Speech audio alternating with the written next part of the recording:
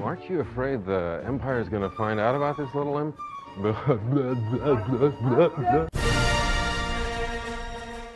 Hola y bienvenido a PBZ. A lo largo de esta serie de videos fui analizando, explorando e incluso defendiendo algunas de las decisiones detrás de la película de George Walton Lucas Jr. Pero, ¿qué hay para decir de episodio 5? Después de todo, es discutiblemente la más popular de las 6 entregas de las Guerras de las Galaxias por George. Por eso, me parece que lo más acertado es que exploremos un poco cómo logró ese estatus legendario de ser considerada una de las mejores secuelas de la historia y fue la que realmente definió el espíritu rebelde y anticomercial de esta titánica franquicia. Como siempre, por partes. Si en episodio 4 aprendimos que George Lucas era un cineasta fuera de regla debido a su formación previa en el mundo de las ciencias sociales, con episodio 5 vimos una nueva faceta de este muchacho. Vimos a un estratega capitalista, un hombre de negocios que, si bien parecía ser inexperto e inocente en lo comercial, logró destruir a Hollywood y su sistema en un abrir y cerrar de ojos. Para el que no lo sabe, una de las cosas que se negoció con Fox durante la producción del largometraje original fue que George se quedaría con los derechos de la secuela y del merchandising, dos cosas que en esa época eran poco y nada, debido a que, uno, no era tan común hacer secuelas y menos de Star Wars, a la cual el estudio no le tenía nada de fe, y dos, la idea de capitalizar el merchandising de una película a una escala que dé ganancias significativas no era una práctica común en aquel entonces, y pocos sabían los ejecutivos de Fox y amigos que Star Wars sería el éxito comercial más grande de la historia del cine hasta ese entonces, y que crearía un nuevo modelo comercial alrededor del merchandising, vendiendo a lo loco figuras y otras cosas basados en los largometrajes. Prácticamente acá nació una nueva forma de pensar a las franquicias que rige a la industria hasta el día de hoy. Entonces, con episodio 5, Jorgito logró un control casi total de la situación, como así también un riesgo financiero mucho más grande, ya que la parte más pesada de las inversiones vendrían de su mano para hacer lo que se le cantara con su segunda película. En ese sentido, The Empire Strikes Back es uno de los largometrajes independientes más grandes de la historia. Eso también implicó que Lucas, a pesar de ser mucho más libre, tenía que encargarse de cuestiones más grandes: el guión, los inversores secundarios, el merchandising y que todos los tiempos de filmación y efectos especiales estuvieran a la orden del día. Además de que había mucho en riesgo, ya que es muy difícil que el relámpago caiga dos veces en el mismo lugar y había que probar al mundo que la primera Star Wars había sido más que buena suerte. Esto incluso influyó mucho en que George dejó el timón del director a Irving Kershner, un crack que, según el mismo Lucas, sería ideal para el trabajo, ya que buscaba que episodio 5 fuera una película más lenta y el foco no estuviera en grandes eventos cinemáticos explosivos como en la primera, sino que la lupa estuviera sobre los personajes de una forma más sofisticada y sutilmente oscura, algo bastante anticomercial considerando lo que era la franquicia en ese entonces. Y acá te das cuenta que la elección fue perfecta, porque antes de siquiera saber la dirección de la historia que quería George, Irving ya creía que el segundo acto debía tener las mismas características que buscaba el creador de las Guerras de las Galaxias, una sincronía total. De hecho, si ves entrevistas o incluso los comentarios del director en la película, puedes entender por qué Lucas lo eligió. Cuando lo escuchás, el tipo tiene la emoción y sensibilidades de un chico apasionado por la magia del cine. Incluso décadas después, comentando sobre el producto final, se siente cómo le llena el alma los pequeños detalles detrás de la película, como ver a R2 de puntas de pie, o incluso el creer y tratar a Yoda como un actor real hasta detrás de cámara, algo difícil de encontrar en la industria hasta el día de hoy, y una cualidad que Lucas siempre busca con la gente que trabaja. Todo esto te muestra que ambos, creador y director, son muy similares. Su interés no está en hacer lo que espera el público, sino lo que sienten es lo correcto para la historia, así no sea lo comercialmente seguro, lo que les permite hacer Star Wars Episodio 4 fue un desafío enorme, pero algo que George e Irving tenían muy presente es que lo que tocaba ahora iba a ser todavía más complicado. Después de todo, ya no se trataba de la presión de ser una obra experimental desconocida como lo fue en New Hope, sino de estar mínimamente a la altura de... Y el primer paso para lograr eso fue un detalle muy sutil conceptualmente, pero que hace a la larga una gran diferencia.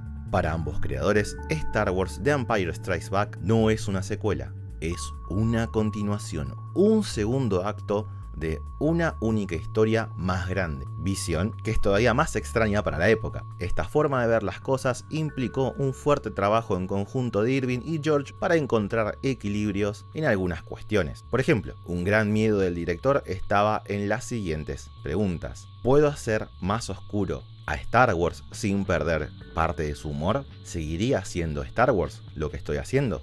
La respuesta es que no. Ese humor es parte de los personajes, parte de lo que los humaniza. Y junto a la ayuda de George encontraron la manera de cambiar las formas del alivio cómico. Algo más sutil, algo que evite que el drama consuma la historia, pero tampoco que choquen los tonos. Así, paso a paso, pensando cada elemento del largometraje, fue meditado por ambos, donde incluso un problema se terminó volviendo una oportunidad. Por ejemplo, como ya vimos en el video anterior, George tenía escrito un guión muy largo donde solo utilizó el primer acto y parte del final para hacer A New Hope. En el proceso también adelantó la posible muerte de su mentor, Obi-Wan Kenobi, dejando un montón de ideas más adelante de la historia flotando sin un personaje que las llevara adelante. Porque bueno, el Obi de Alec Guinness ya no estaba vivo y le quitaría algo de mística que siguiera entrenando como si nada en forma fantasma. Pero esto permitió dar origen a Yoda, criatura que no estaba para nada contemplada en ese borrador original, pero que abría un mundo de posibilidades desde lo tecnológico y lo funcional, ya que vuelve visualmente interesante, escenas de exposición pura que en otro contexto se verían bastante aburridas. Pero ahí no termina la cosa, Yoda también permitió jugar con algo temático. La pequeña marioneta fue un clic mental para acomodar ideas y permitir que episodio 5 pueda ser algo muy importante,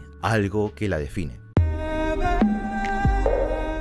Ahora, aprendimos que Star Wars Episodio 5 no se encontraba atada tan fuertemente en lo creativo por el estudio con los ejecutivos y que las dos mentes detrás de ella estaban en completa sintonía, reflexionando sobre cada detalle que permitiría elevar y volver más sofisticada y única a la obra. Y la máxima expresión de ese sentimiento, de ese objetivo, fue cuando decidieron destruir a Star Wars. Pero, ¿qué era Star Wars hasta ese momento? Bueno, Una Nueva Esperanza es literalmente el monomito, como ya todos sabemos. La historia de un chico de un lugar muy lejano que es llamado por el deber y el destino para rebelarse contra un imperio opresor a través de la figura de su mentor luego de haberlo perdido todo. Es una simple historia que nos muestra a un Luke aprendiendo su vínculo con los Jedi, un caballero protector de la República que a los ojos del joven Luke, tanto su padre como mentor eran héroes. Pero también en paralelo, los dos personajes de soporte tienen lo suyo en la forma de Han Solo, un mercenario que al principio solo piensa en sí mismo y que a lo largo de la historia descubre que tiene un corazón de oro, ayudando ya no solo por dinero, sino por el bien mayor, y la princesa Leia, que la historia te hace creer por un segundo que es tu típica damisela en peligro, pero resulta estar lejos de ello. Es una luchadora y una líder natural, algo totalmente raro de ver en los 70s, además de que somos testigos de cómo va tomando el mando de sus propios rescates. Re interesante, es un gran personaje. Algún día hablaremos en detalle de ella. Estos tres, en episodio 4, logran derrotar a un villano absolutamente macabro como Vader, que ni sabemos siquiera si sigue siendo humano o queda algo humano en él, junto a la Estrella de la Muerte, la cual es destruida por Luke al aceptar su destino y con ello a la fuerza en su interior. Una historia completa, sencilla, pero sumamente efectiva. Entonces, ¿cómo haces una continuación de eso? De una historia que escaló a una gran batalla espacial y que finaliza con la destrucción de un arma del tamaño de la luna, cerrando el arco de todos los personajes. Bueno, mientras en la historia original la escala de las cosas va creciendo al punto que pasamos de un desierto a una batalla enorme en el espacio, episodio 5 hace lo contrario. Si lo vemos a simple vista, la batalla de Hoth es un espejo de la situación en el clímax de la Estrella de la Muerte, pero en un ambiente visualmente distinto. Las naves con Luke a la cabeza intentando destruir al imperio, solo cambia el objetivo. Leia al mando en una base de operaciones a full, en un estado totalmente crítico y de alarmismo, y mucho más. Es todo lo suficientemente similar para ponernos en sintonía del ritmo del episodio anterior y el tono de la historia, pero con sutiles ajustes para que no se sienta como un refrito. De acá en más, una vez finalizado esto, es cuando se empieza a destruir nuestra imagen de Star Wars. Lo primero que experimentamos es que el escuadrón que vimos formarse en la entrega anterior se separa, incluso R2 y C-3PO, nuestro dúo punto de entrada a la franquicia, es dividido por la mayoría del largometraje, presentándonos dos subhistorias que amplían al mundo de Star Wars de formas distintas y también son un golpe de realidad, volviendo a esta obra más que un monomito, un tanto genérico. La aventura del equipo A es la más simple pero no menos interesante dentro de la obra. Todo el grupo, menos Luke y R2, huyen del Imperio y en el proceso tenemos una persecución espacial revolucionaria en lo técnico para la época, momentos divertidos, pasión y misterios a la Flash Gordon, con un gusano gigante con un poquito de Dune en el ADN ahí por el medio. Y después llegamos a la Ciudad de las Nubes, que es una maravilla temática e inspiración enorme para Dragon Ball. Pero esta ciudad, que es casi un sueño, oculta un secreto. Parece literalmente el paraíso, pero mientras más nos adentramos en ella, vemos oculto un infierno. Tanto así que George fue y cambió algunos colores a rojos más intensos en algunas de las escenas para que no hubiera ninguna duda de la intención artística detrás de este escenario. También desde lo temático hay algo interesante en la forma en que usan e introducen a Lando. Por un lado porque es una especie de espejo de lo que podría haber sido Han Solo si no hubiera conocido a sus amigos en episodio 4, pero también porque complejiza la situación. Antes había una historia de buenos y malos, imperios y rebeldes, pero ahora se nos introduce una tercera posición, los que están en el medio, los que están sobreviviendo a este conflicto y muchas veces se someten al imperio para no ser destruidos, generando traiciones que no nacen de un sentimiento maligno, sino de necesidad y culpa. Pero eso no es lo único, que se vuelve más complejo.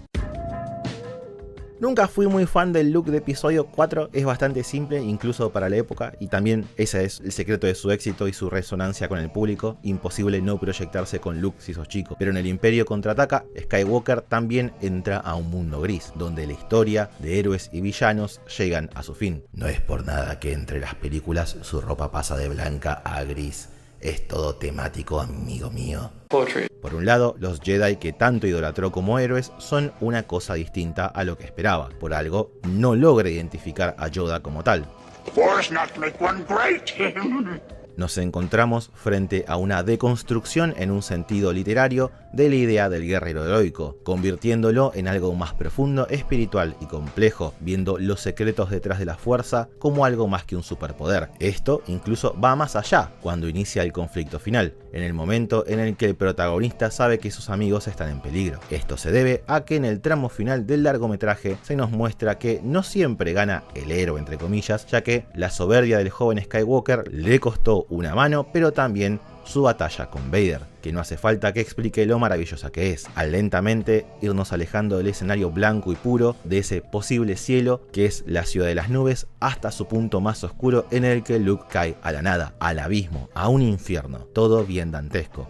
No solo eso, también acá se pone el último clavo a la imagen inocente de Luke sobre los Guardianes de la Galaxia al descubrir que Obi-Wan le mintió en la cara y resulta que Vader es el padre del protagonista. La revelación complica todo, la imagen pura del mentor que se sacrificó por Luke ahora está manchada por el engaño y como audiencia nos queda junto al héroe la gran duda de por qué le mintieron, pero también está el tema de que su nuevo maestro lo estaba entrenando para asesinar a su propio padre y que si Vader no hablaba y le decía la verdad, jamás se iba a enterar, cosa que si nos detenemos a pensar un segundo, es sumamente turbio. Es más, esa figura misteriosa y genérica que era Vader en episodio 4 empieza a verse distinta. Confirmamos que es un humano que ha sufrido algún daño, del cual no conocemos. Aprendemos que es un pequeño esclavo en la palma de un poder todavía mayor, y no tanto el monstruo super genial que todos imaginaron. Que muchos no captaron esa última parte. Es una excelente película. Lejos del triunfo al final de episodio 4, acá sale todo mal.